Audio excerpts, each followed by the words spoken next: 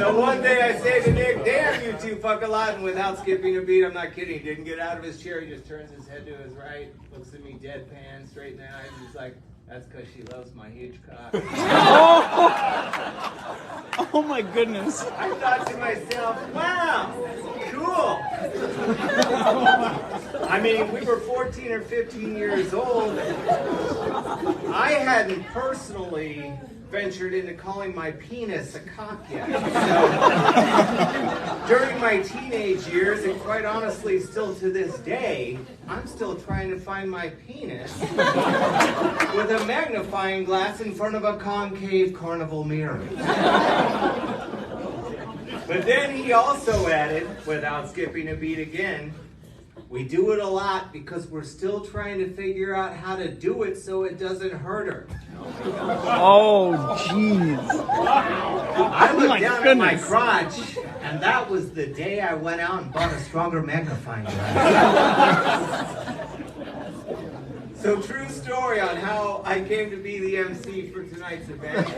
Amazing honor. Nick texts me and says, and I quote, I would like to cordially invite you to MC and roast me and the band at the Omaha Press Club induction ceremony. So I thought about it for a little while. I mean, I'm a natural at speaking in front of people, especially whether it's 10 or 20,000 people, not necessarily 250 or so of my peers. Makes it a little bit more nerve-wracking. But I thought, what in the hell am I going to say about a bunch of old dudes who built their career on songs about unity and smoking weed, but now ride different buses based on politics, and the lead singer has more AA chips than the World Series is allowed at the poker table. Oh! What am I going to do with that? Ouch. Just that. I delayed my reply to Nick for a week or so until he sicked his management dogs on me, and oh my God, did it come thick. Brett and the crew were emailing me, texting me, calling me. I was like, Jesus, this is for real. I actually have to do this. But the anxiety that one gets when asked to roast a band, it also comes with the honor. The thing is that they already roast themselves on a daily basis with lyrics like Pointy Head Pizzeria, Perfect Penetration. Somebody please tell me what the fuck that means. That, still rhyming high school rhymes while fielding AARP offers. I was not sure what to do with this. But because Nick used the word cordially, I never heard him use the word before, and I didn't even know he knew the word, much less how to spell it. I naturally assumed he'd lost all his chips and had gone on a raging fucking bender. So once I texted him back, I said, hey bro, sorry for the delay. You know I wouldn't and couldn't say no to you. I was just nervous as hell. And here's a side to Nick that maybe many of you don't know, haven't experienced yet. But with all the empathy and love in the world, he understood where I was coming from. I mean, it was extremely endearing. Like, it made me choke up a little bit. He texted back just a few minutes later and he said, thanks, Grub, so much. You're the only person I wanted to do it. And he paused for a bit and he said, and there's only a slim chance you'll be committed to a mental institution as a result. Oh, the brotherly love there. It's amazing. I felt it, bro. All right, to wrap up a little bit before we have our next amazing roasters come up, I've got a little surprise for the band and you all. We're going to do a little bit of song creation here. Bear with me for a moment while I get my guitar and a pick, which I think I have here. Yeah, okay, one moment.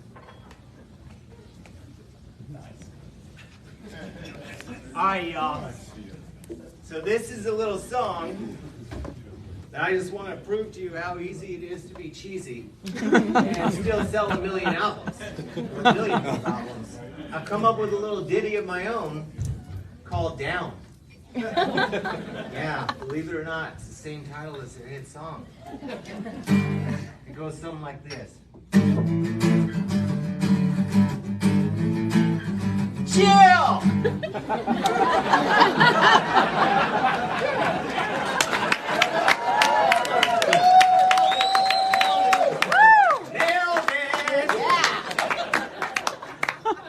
you really think I was going to break that fucker out? Oh, God, since 1995. No, I got something a little special, a little different. Maybe, not different. I don't know. Where's my notes here?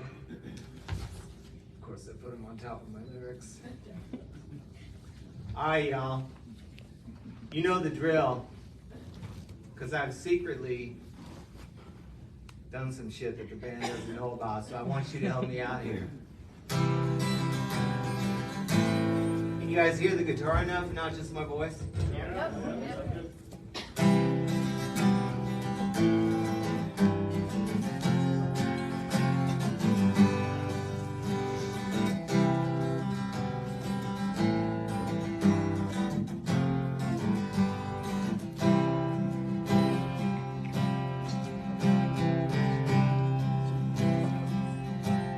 What time is it? 3:11.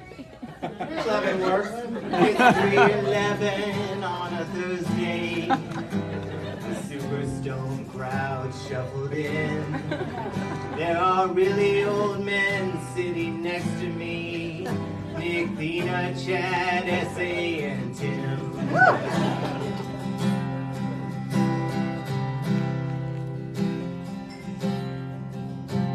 It's a pretty good crowd for the press club.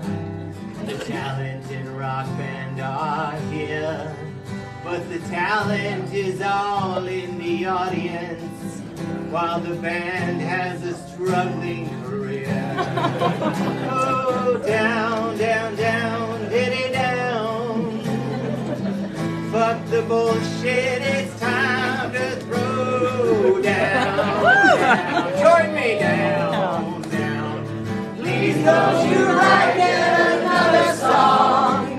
The music, it all sounds the same, but we're still in the mood for a melody, no matter how dated or lame. Beautiful, where'd you go with that? Woo! 1995 was the banner year. That's when the band released Down, but followed up by the hit Come Original was not an original sound.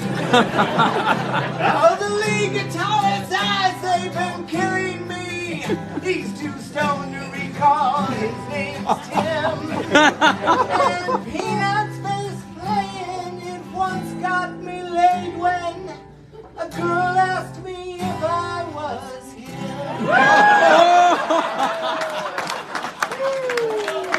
So this ain't over yet, ladies and gentlemen.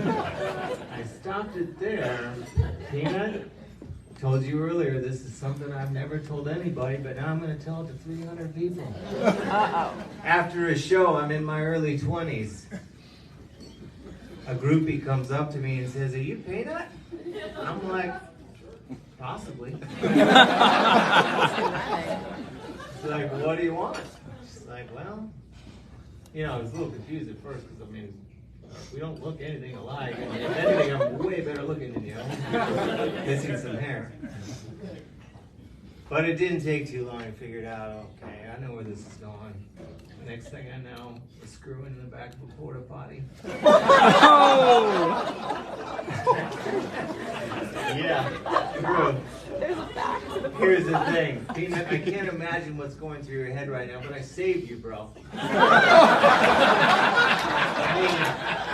mean, porta potty sex is really hard. Josh is And dead. you're not the one that ended up with chlamydia. Oh, the band may sound like a carnival, but they've got their formula down. On Velveeta and Kraft don't have nothing on that when the lyrical cheese it abounds. Oh, down, down, down, diddy down. Fuck the bullshit, it's time to throw down, down, down, down. Here we go!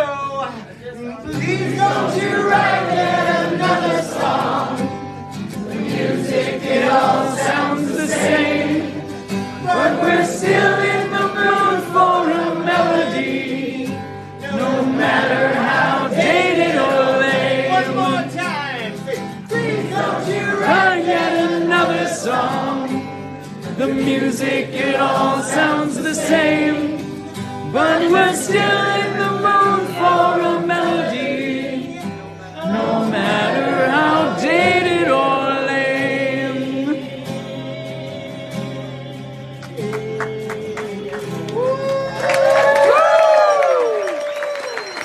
Thank you for your impromptu participation. Everybody give it up for 311.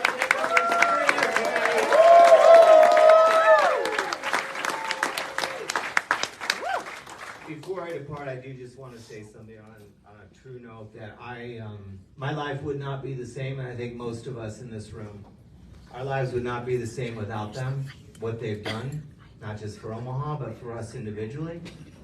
Personally, for me, having known them for so long, it has created an element of joy in my life that I think would have been unparalleled had I even tried to have dreamt it 20, 30, 40 years ago.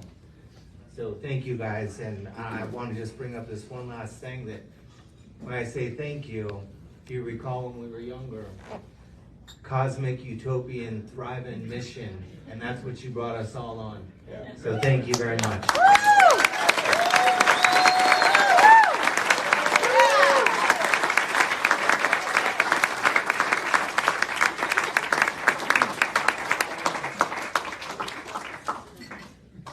Okay, next up,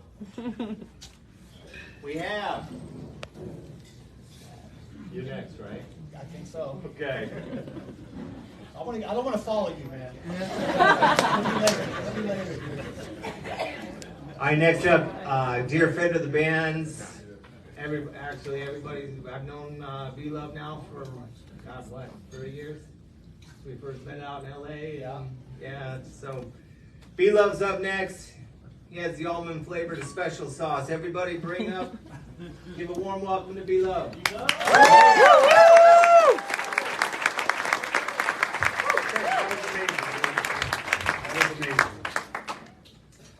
right. Welcome to the Celebrity Roast of 311. Give me some room here. Get animated. All right. Now, the roast of celebrities from the 90s has been amazing. There's people like Pam Anderson, Flava Flav, and then there's this one. It's the bottom of the barrel, right? There's no one left. As long as no one comes along and roasts Jinko jeans, this should be the last roast.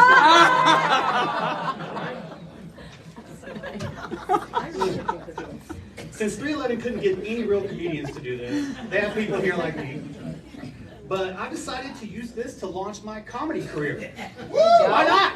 Yeah. Now, if opening up for this event will go as good as it did for other bands like Incubus and No Doubt, when they opened up for 311, I'm golden, son. Let's go. Woo! I'm going big. All right, here we go. I'm going to try my routine out here. I have a joke. 311 is so old. Yes, thank you. They're so old, the police code for 311 now is no longer indecent explosions. Now they use it anytime a group of senior citizens gather in a parking lot. True. Now the challenge for 311 being this old is writing lyrics for people that really speak to their generation. So, essay, if you need help finding a word that rhymes with menopause, I'm not your man, dude. I got nothing for you. We were hoping. Just wait. I've been friends with 311 since 1995, but I can say this. Friendship is not unconditional. For instance, don't get drunk off Pabst Blue Ribbon and jump on the stage and grab a mic at 311 Day. All right? Let me just save you the embarrassment right now. In my defense, it was 311 that provided the free backstage PBR for their VIP people. So I'm blaming it on the alcohol, all right? It wasn't me. It's all PBR's fault. Don't drink PBR, people. Don't do it. Speaking of shitty beers. No. Oh. Oh. Go there. 311 released their own own beer with a company called Rock Brothers. Rock Brothers was appropriately named, not because they made collaborations with other bands to make beer, it's because their beer actually tasted like rocks. I mean, they're close. Sorry. Their first beer was called Amber, but it really should have been called Offbeat Bare Ass. Oh, they tasted like. I think Chad might agree with me on some of those. Chad Sexton, everybody.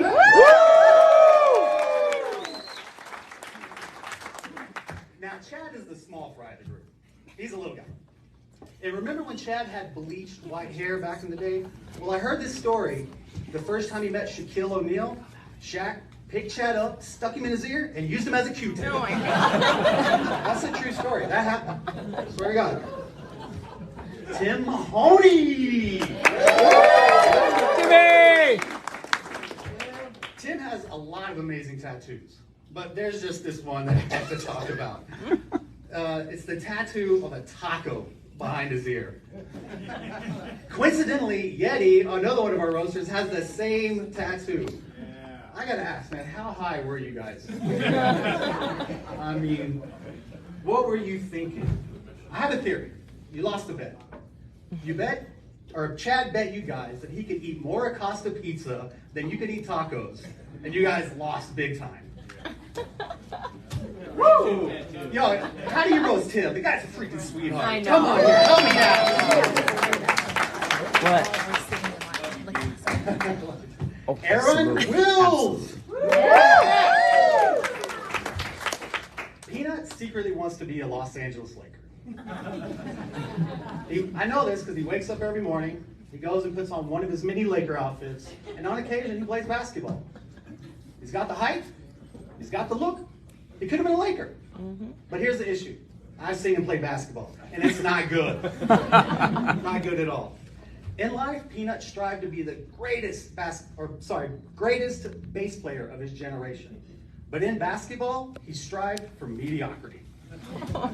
At best. Take you. You probably can.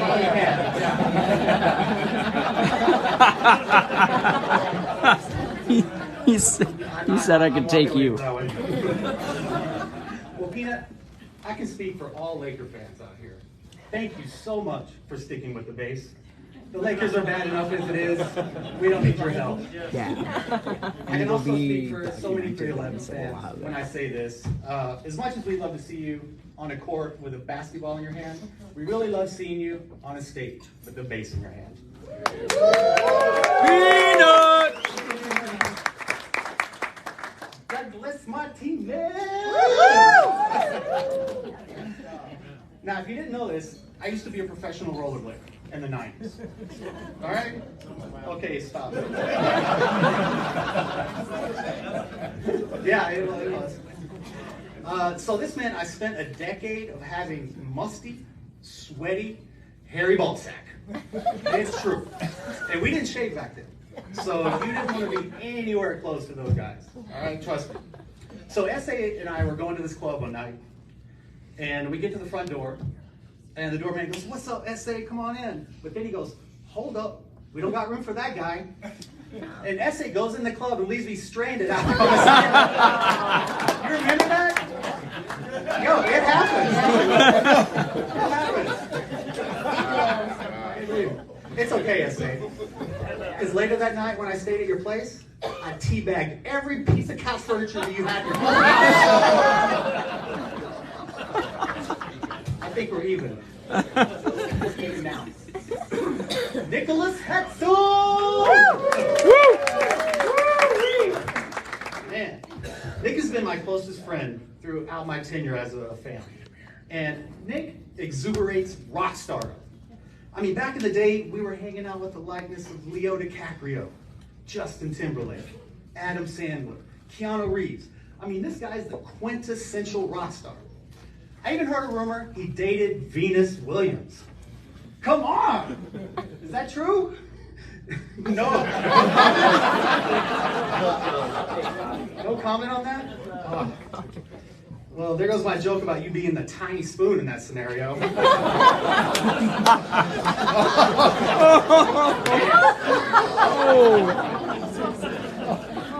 Let's say hypothetically you did, all right? I mean, what would that even look like? I mean, besides what Kurt said about the size of your penis, she's a beast, man. I mean, what would that look like? I'm imagining dipping a baby carrot into a foot-long Philly cheesesteak. Oh, Jesus. I'm imagining Good Lord, Kurt Below. Rowe lost in the swamp, made out of Laffy Taffy.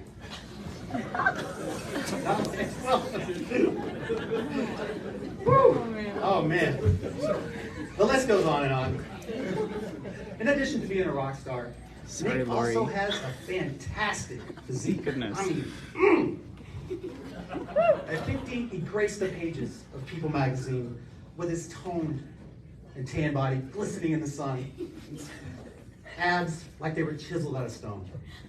All jokes aside, Nick, for me and people out there that look like me, you are truly inspiring, man. You are. Now, knock that shit off, because you're making the rest of us look bad. In closing, I want to thank the Omaha Press Club for giving us this opportunity to honor 311, the greatest rap, rock, reggae, jazz, soul, funk, punk fusion, reggae, rap rock band of all time. I love you guys.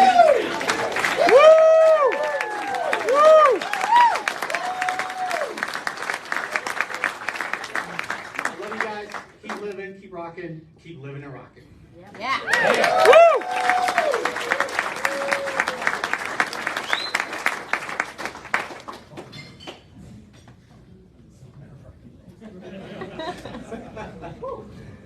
Thank you, B-Love. All right, next up, we have Terry and Deanna Hexum. I'll tell you, Deanna is just one of the sweetest. I'm right there, right?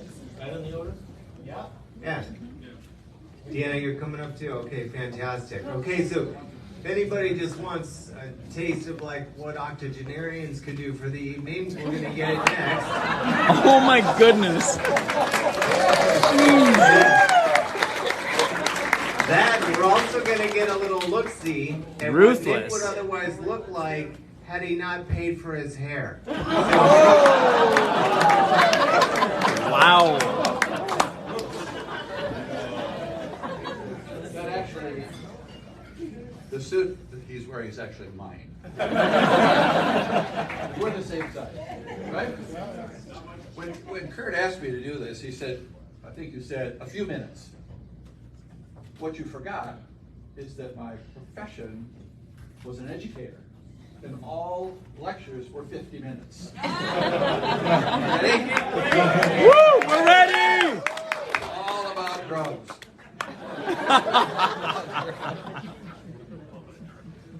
So earlier, it was stated that Nick decided to be a musician when he was 14 or something. Well, that's totally wrong. He said 8 years old, he marches into the living room and announces, I'm going to be a rock star.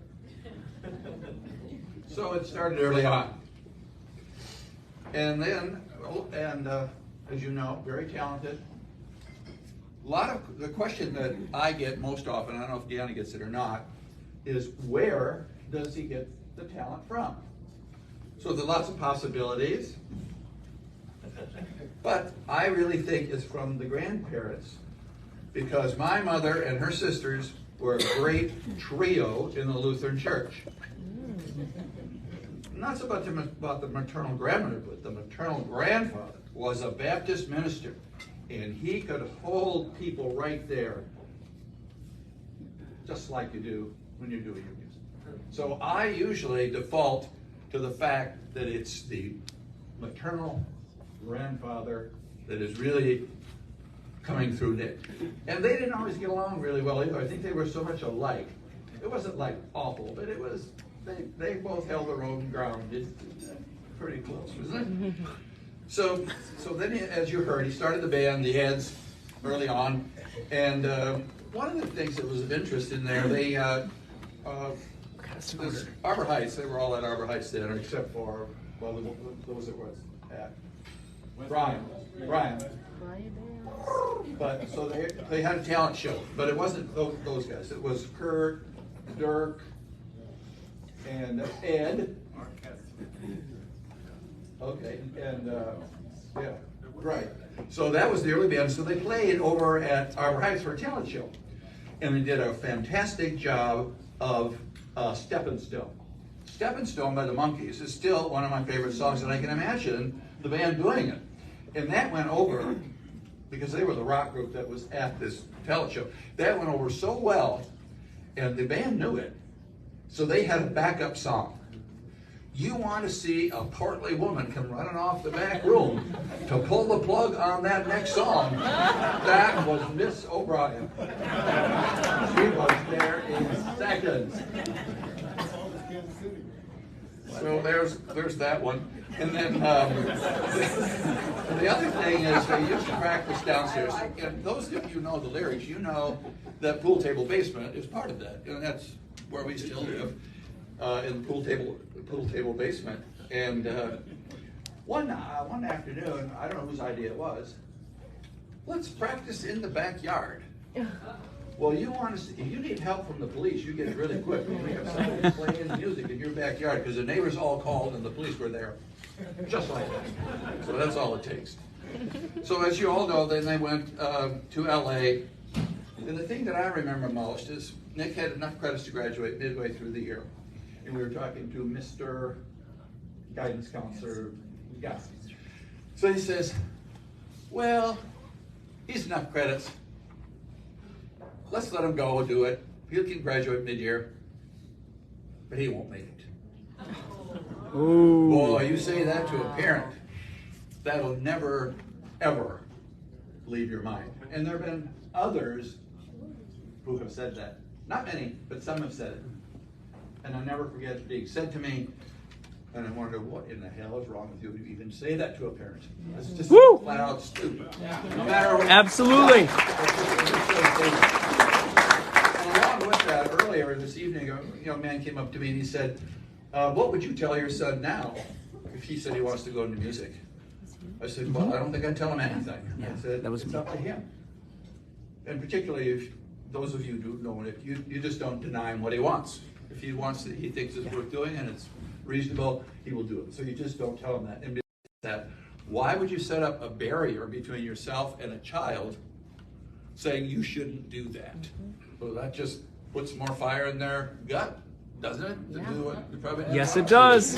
So we stay off that. Although one time, after he got his first music contract with Capricorn, he did go to Lincoln and enroll for a whole 2 months, something like that. And I said, that's a good idea, Nick, because you always got something to fall back on that. This is So, what you told me. nuts to that. And so then they had their contract, they went to California, it was a U-Haul, wasn't it? She took all your stuff out or something like that.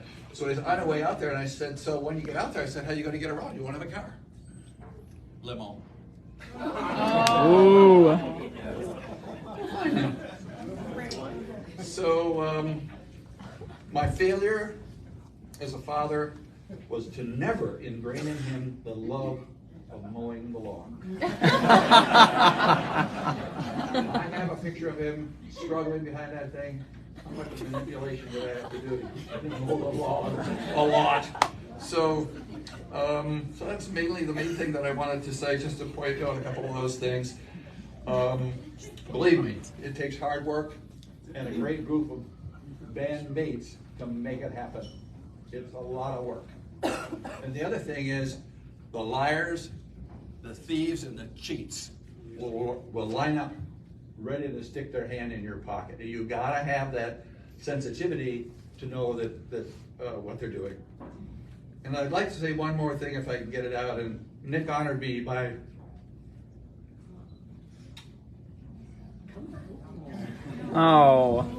naming his second oldest after my sister, who died at the age of 60.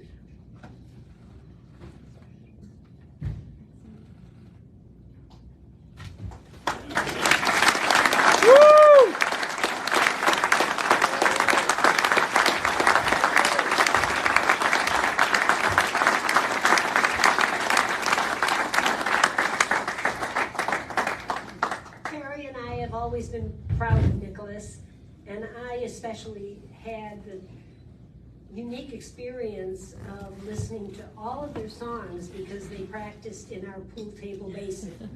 So I heard the songs over and over and over again, but I knew them all before anybody else did. And so I had a lot of fun with Nick and did a lot of his laundry when he was on tour, but it's been a great experience, and the band, I got to meet all the band members first. It's been wonderful, and his father is very proud of him, and so am I.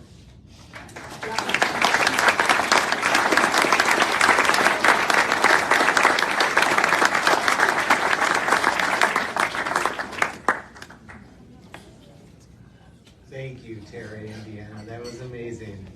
Love those parental stories that you offered. Very heartfelt. Next we have up Nick's mother, Patricia Hudson. She was known as, we were growing up, as the liberal mom. Possibly had a lot to do with the band's message and smoking weed, because we would be firing up in her basement all day long and she never once said a thing. Do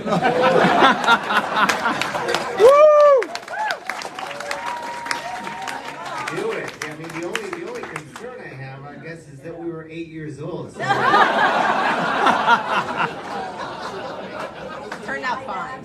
I deny that. I remember that actually. But I didn't write anything out. I just thought I would talk about it. When I thought about roasting Nick, I thought, well, I really can't roast him for his adult life. But he was a bit of a challenge as a kid. Because this stage diving stuff started at about 8 years old. He'd jump off the roof, he'd jump off the deck, he'd jump off the porch. I mean, I was constantly freaked out about him jumping. And then he got into jumping off the stage, and that would freak me out too. And I said, do you have to do that? He said, they're not going to drop me. And I thought, well, let's hope they don't. So that was one thing that he used to do that just really freaked me out. The other thing is that he told me that I knew he used to go through the sewers in Omaha. Oh! And then he told me years later that he got stuck once. Oh my God. And can you imagine thinking, oh my God, what if that kid had been stuck in the sewers and he just disappeared? And I said that to Angie, his sister. I said, what, Angie, I'm so freaked out about that. She said, I would have known he was down the sewers. Well, good, because I wouldn't have. The other thing is that he would also get on his big wheels, which was called a cheetah, and it didn't have any brakes. And he would, I don't know if you know the hill of 8002 Harney, but Harney is on the hill behind the old Methodist Hospital. I think it's now Children's or something. And he would go straight down that hill, getting to Beverly Drive, where there's a car coming usually. And the last minute, he'd turn that cheetah around and save his life. So he was a bit of a challenge to raise. And a little more detail about that going to California thing. So he said, Mom, I want to graduate early and go to California. And I said, okay, here's the deal. You have a B average, you get all your credits so you can graduate, and I'll pay the first 2 months out there, and then you're on your own. So maybe you didn't know that. So I was forking up the money for the first 2 months, and then he, of course, had to get a job as a waiter to be able to survive out there for a while. But that was it. But really, Nick has, to be honest, been always kind of my champion. And for those of you who know the DLMD song, do you know that song? Mm-hmm. Yep. You know, if you heard her again, well, everyone's using the word, fuck you up. Oh! Woo! That's what's about me. Because I had this second husband who we wrote 2 books on marriage together, and just before he did a 10-city book tour for our second book on marriage, he moved in with another woman. And Nick was so mad. He wanted to punch him in the face. And then about maybe 2 years later, my last child had to have a year-long rehab. And Nick said, you know, I can't beat him up, but I can hire a lawyer who'll beat him up. And so he did. He paid for the lawyer to make that man pay half the rehab. Yeah! Woo!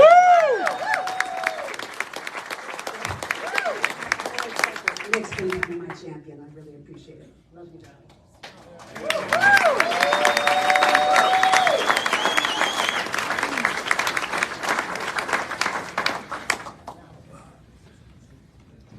Thank you, Pat. That was amazing. Thank you for letting us smoke all that weed in your basement.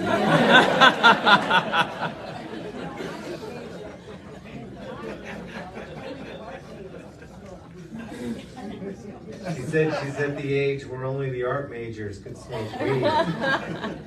Apparently B students can too. So next up we have another longtime friend, roadie, partner, stud, Woo! Chad Ward, aka Yeti, but otherwise better known as a cooler. Come on up, Yeti.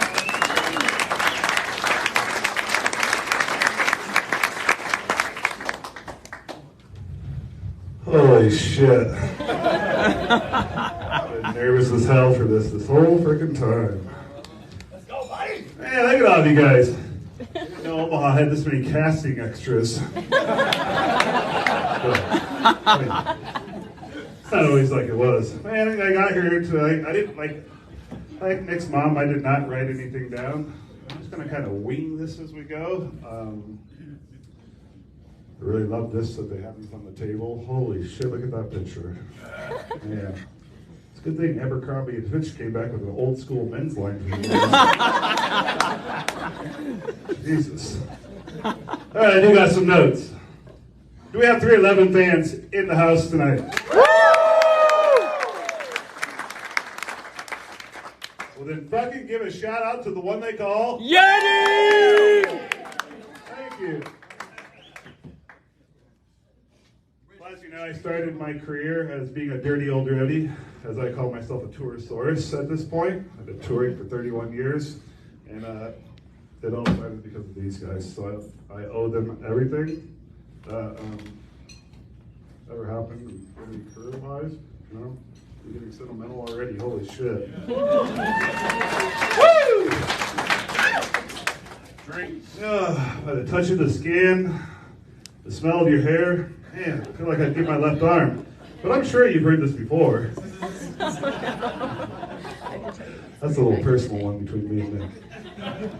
As he used to say to me, "Don't mock me!" Oh, shit. Yeah.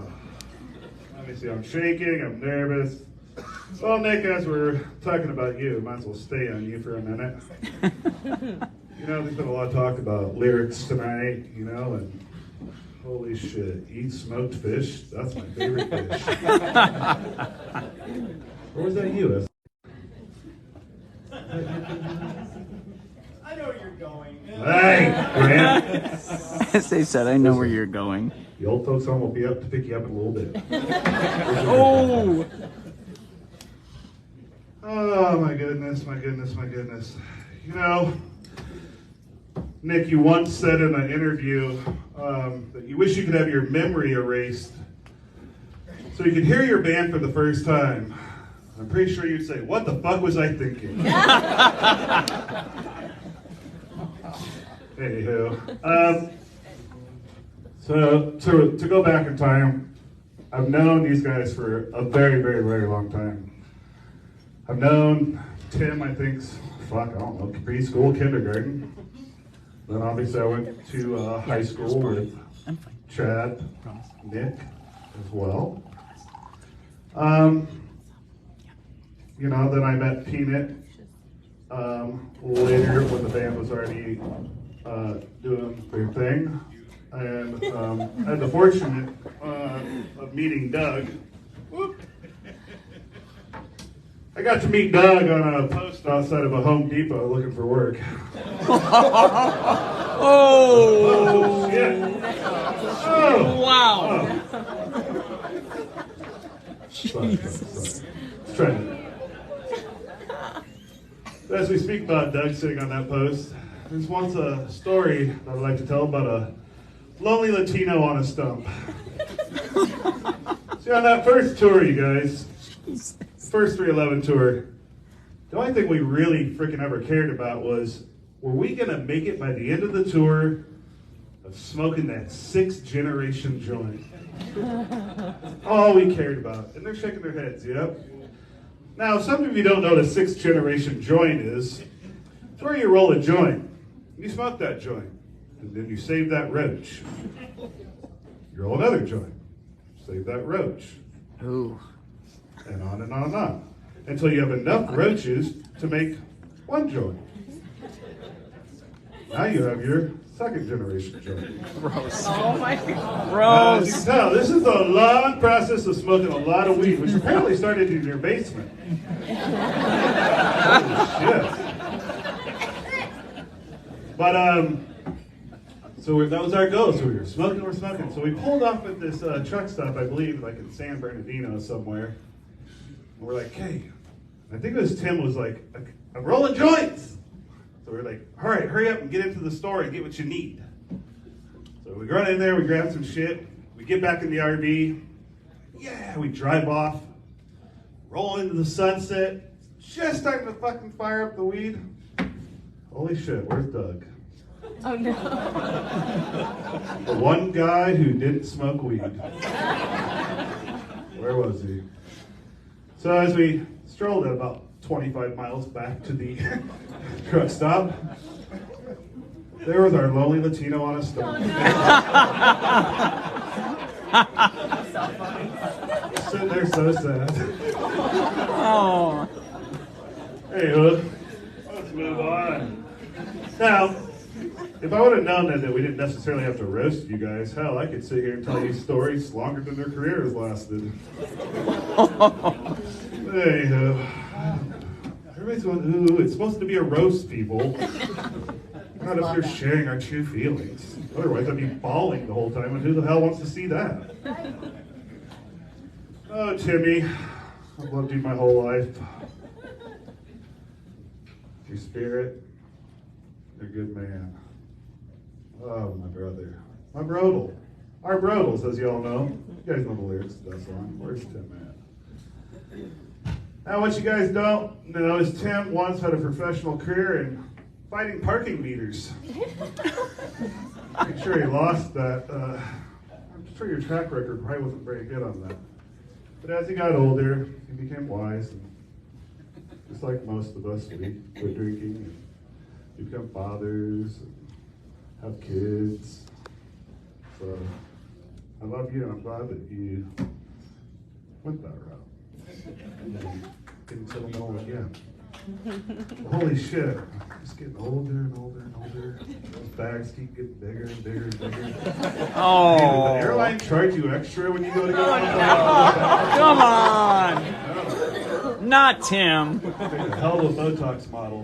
The band's over, you got a new career, and you'll make $1 million, dude. Bad now, seriously. I keep taking these off because I can't see. That's because I'm nervous. I figure well, we're only supposed to have like 5 minutes, so I'll try to hurry up and wrap it up here in a minute. You know, I met S.A. and Keenan at the same time. You know, tell me, you got to be honest. Isn't it every time you see a freaking white guy with dreadlocks, you instantly like, he's a bass player. It kind of goes hand in hand, doesn't it? But you know, those dreadlocks, holy shit that they stink.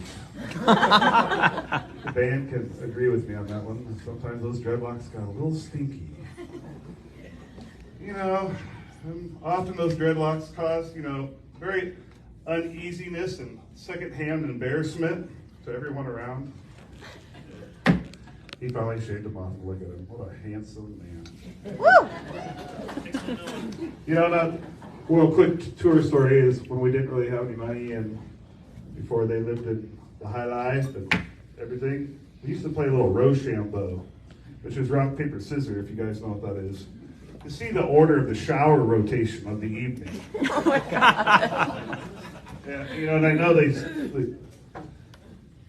everybody had to have the same thought at some point, like, please let S.A. go last. Please. Holy shit. I've never seen 12-inch long pubic hairs all over showers. Oh my goodness. Sorry, Lori. You said you loved it.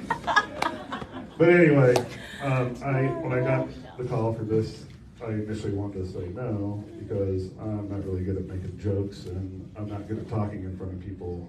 I get very nervous, and but it was a complete honor to be here this evening, to be here with these guys, celebrating something that is truly amazing.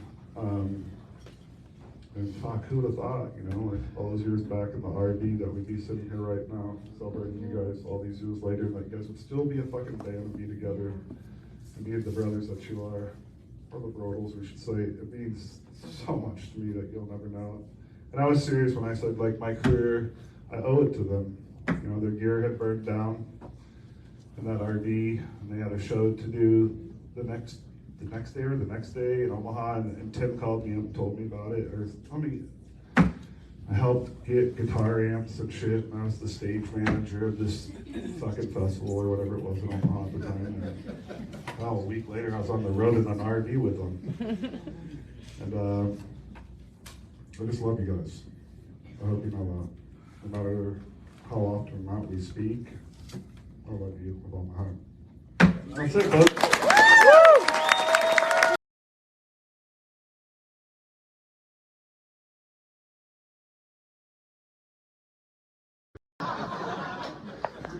He's got the job, he's making it happen. Everybody welcome Evan Miles.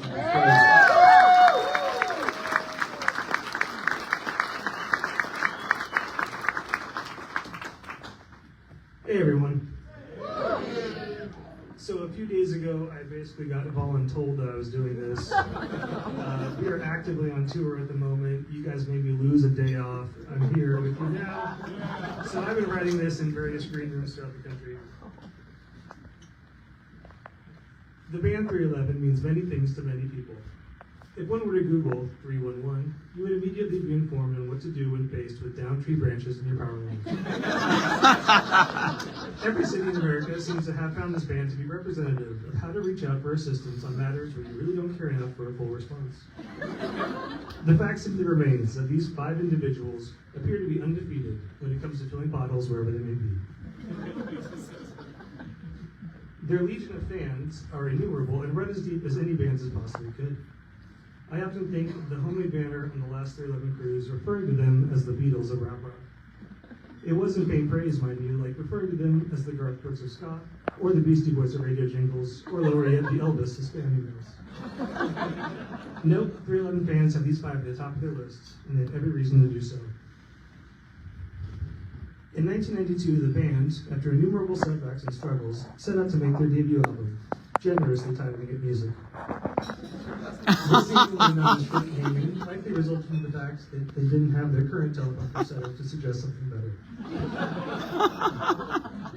Following it up in 1994 with Grassroots, the album that lets you finally answer what a concert sign language interpreter does for the lyric, farting all over my face.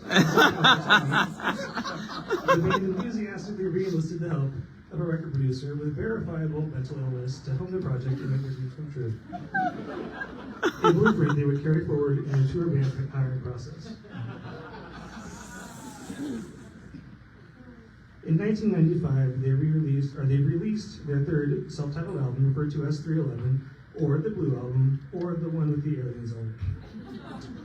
Acclaimed by deadbeat older brothers the world over, it contains songs like Hive, where Nick masterfully espouses that he both A, knows his own name, and B, things. The song, All Mixed Up, gave a direct expletive-based expression regarding people who hold attitudes like the one currently speaking. However, it was the smash hit single Down that began their triumphant climb to the very top of the charts. Their fortunes now changing, the band was finally positioned to bring Nebraska's legendary laid-back island beach culture to the world.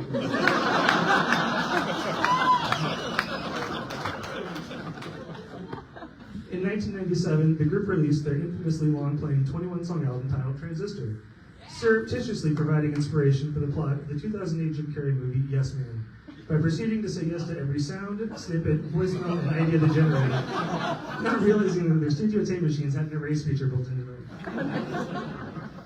Their 1999 effort, Sound System, found them attaining full cultural relevancy and recognition as talented songwriters and skilled musicians, by featuring a music video of him playing basketball with Shaquille O'Neal.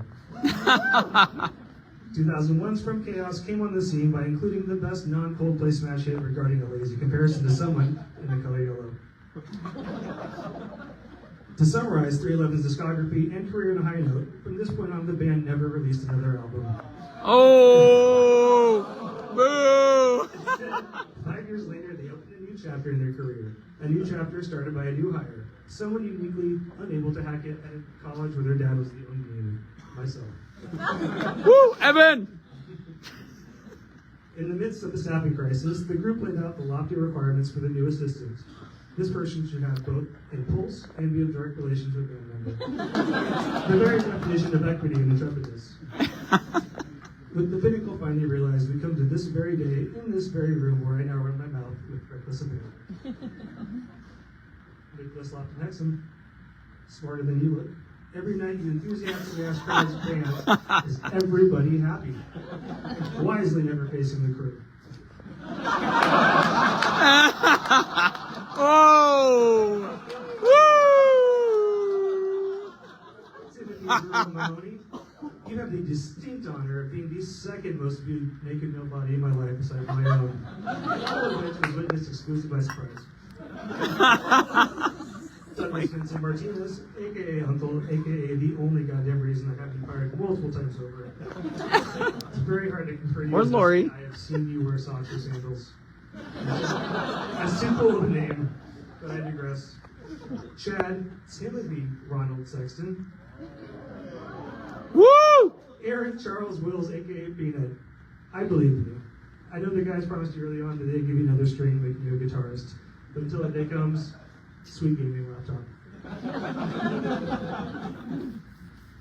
E-Paul had an absolutely amazing 3+ decade run. He started this at a time when payphones were the only way to advance shows, and paper maps were the only way to find directions. Now it's 2023, and you get honored at banquets where the roadie embodiment of nepotism insults you, having relied entirely upon ChatGPT to make the script. Now the thing is that when I was making this, I thought this is a little unfair. The guys need a chance to insult me. I didn't realize I was actually going to be part of the schedule later, so I had texted Nick about this, and he just let loose, and I took my 3 favorite ones. I think you should read these right here. Come on. These are from Nick right here, about me. Woo! Come on, Nick!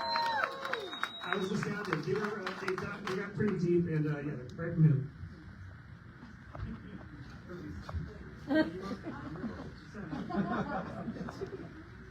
It turns out gravity is wrong. One can actually trip over their own 2 feet and yet still fall upwards.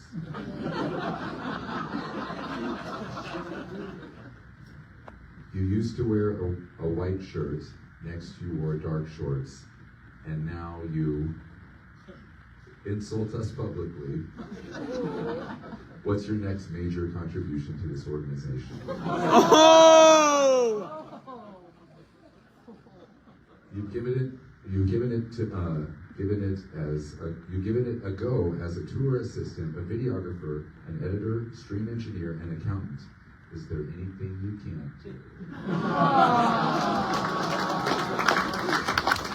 Is there anything you can do? That was heartfelt. I will conclude my time by making this entirely about myself, because I want to thank each and every one of you for making the truly terrible decision of hiring me and bringing me on board so that my life could change in drastic, unimaginably great ways at your literal expense. I often think of the version of me without the fire video and invariably arrive at the realization that that guy, aside from full benefits, stability, improved mental health, regular sleep schedule, and a 401k, would still give everything in the world to be the version you see here. So if I haven't ever thanked you, then just let me do it now. Woo! Woo!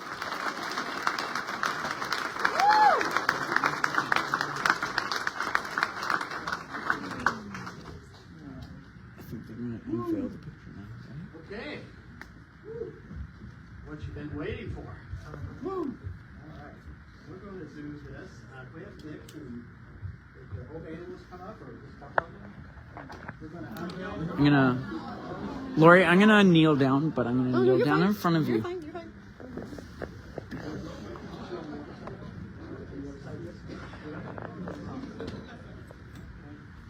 Why don't you come up here in front?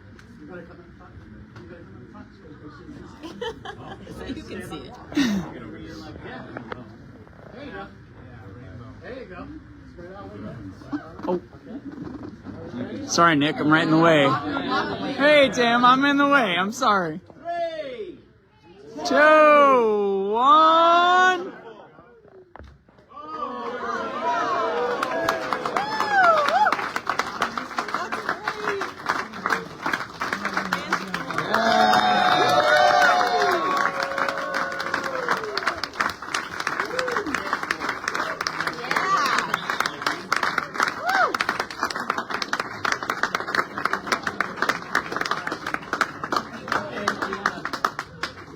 Beautiful. All right, so I need to give you the regrets of Jeff Katurba, who's the one who did the caricature, former World Herald cartoonist, very national.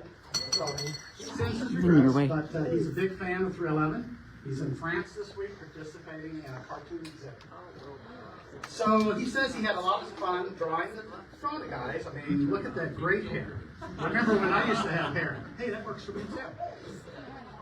We first see the iconic 311 logo, and on either side a set of drums and one of Nick's guitars. A flying V, of course, flying overhead. In the background, we see a cruise ship, perhaps coming to pick up the guys for yet another musical cruise. Closer, we see Memorial Park filled with a sea of fans for that time they played in the park. In the foreground, well, 311 is police code for skinny dipping and was the inspiration for the band's name when one of her friends had done just that. I saw that the incident was the perfect opportunity combined with another thing that happened to me. Once, after a gig in Kansas City, the band was returning for a show in Omaha when their RV caught fire on I-29. I thought, hey, why not show someone jumping out of the burning RV and at the same time skinny dipping into a lake? That's one way to cool off. And I can't say for sure, but this may be the first time in history of the Face on the Barroom 4 event that we see a bare bottom. Finally, 2 school flags adorn the marquee at the cherished Ranch Club. Iconic Ranch Club. 2 flags representing the 2 schools where the guys attended, Bryan and Westside. Yeah. And on that marquee, the guy's name. So there you have it.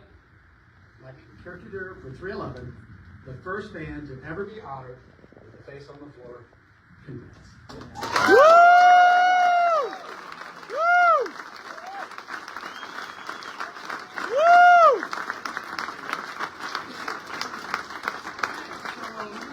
Come up and roast the roasters. There we go. Let the games begin!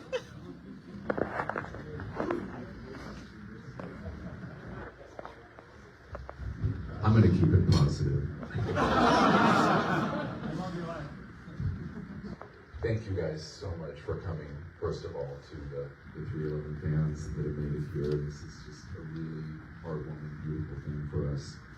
I want to thank Tom O'Connor for asking us to do this. He literally has been trying for 15 years to get us to do this.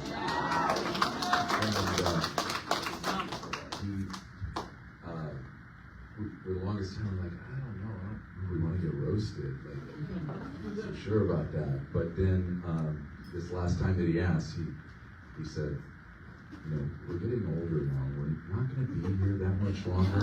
So he played the death card. We couldn't turn that down. So I'm glad we made it in time. Kurt Grubb. Water masses upon the fucking asses, and if you don't see, get glasses. That is a shout out to the words of Kurt Grubb.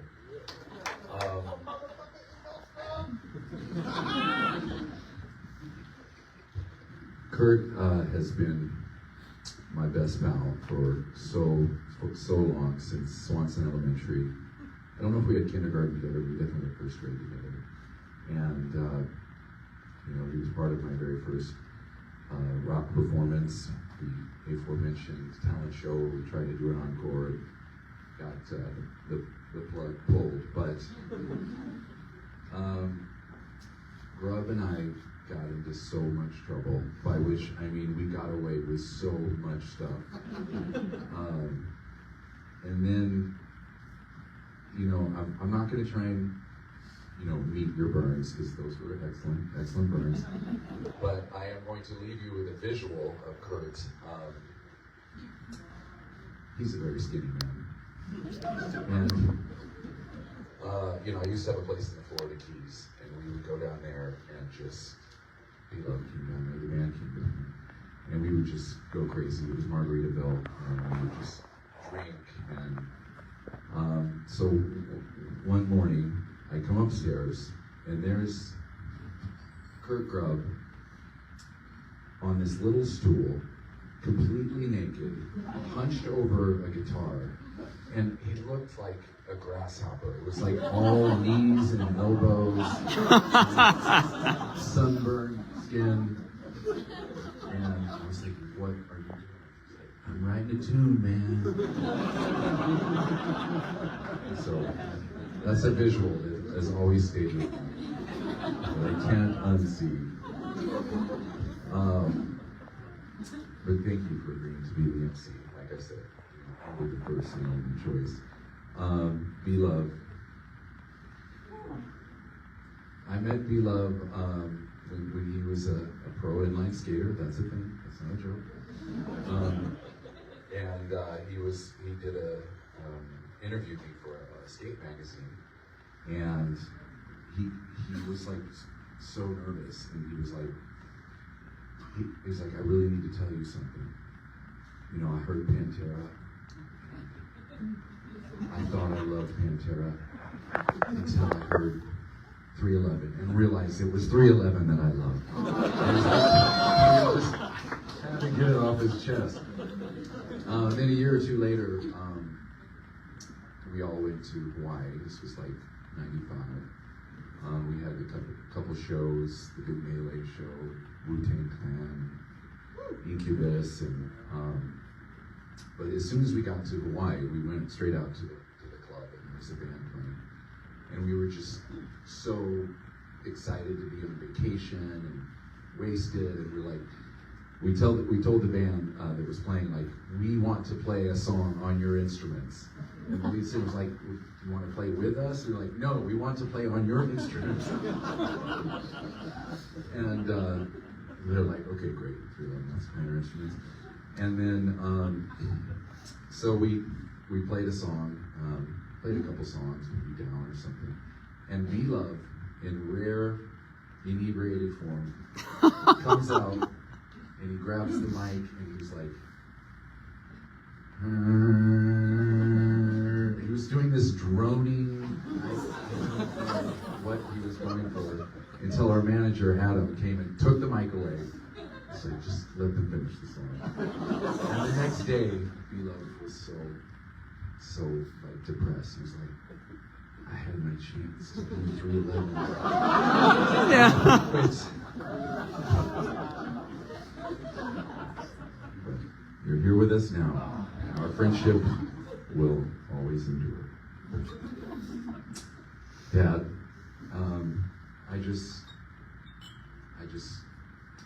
I got to experience rock and roll like in chronological order, because the first music that I loved was early rock and roll. My dad's 45s, Chuck Berry and Elvis and Jerry Lee Lewis, and I had a million questions, and Dad answered them all and supported my musical dreams so much.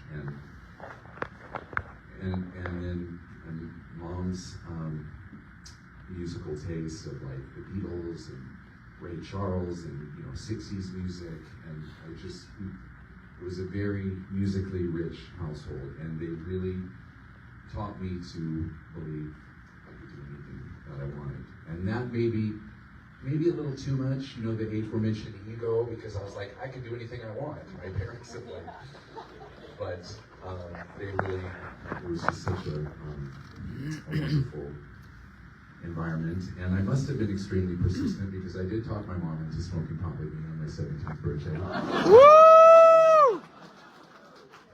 It was just a child, Mom. Patricia! But it just means so much to me that you guys were here to see this. And, Yeti, I guess when I thought, wow, I could roast Yeti, I could talk about your neck tattoo. I remember being on tour with him and walking into the tattoo parlor and him picking a Japanese or Chinese character? Chinese. And it said, strength of the heart. He was like, right. And then like a few weeks later, we meet a Japanese person who could read Chinese. Uh-oh. Your tattoo. It means little animal.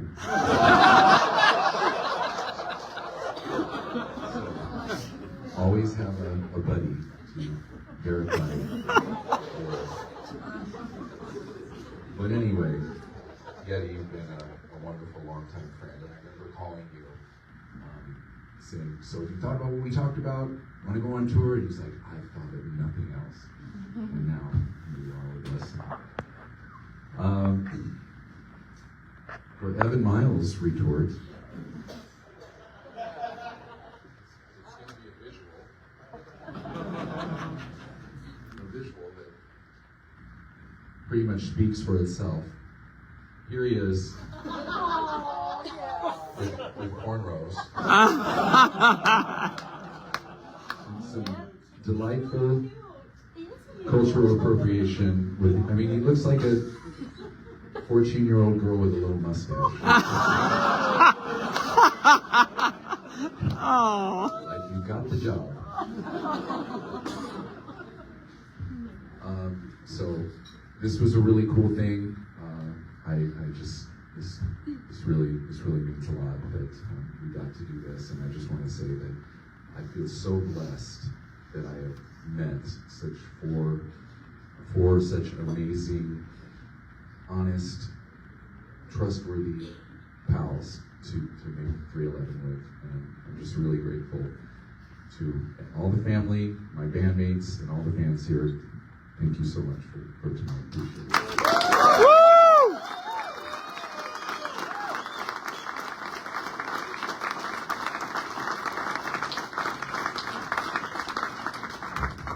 How do you follow that?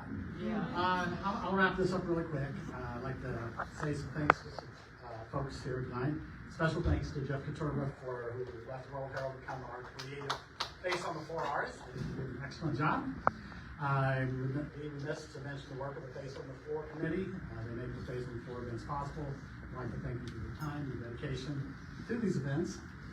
And I'd also like to thank 311 for being such a good sport. They really took it on the chin, I'll tell you. So please know, we're going to be doing some photos of 311 with the drawing.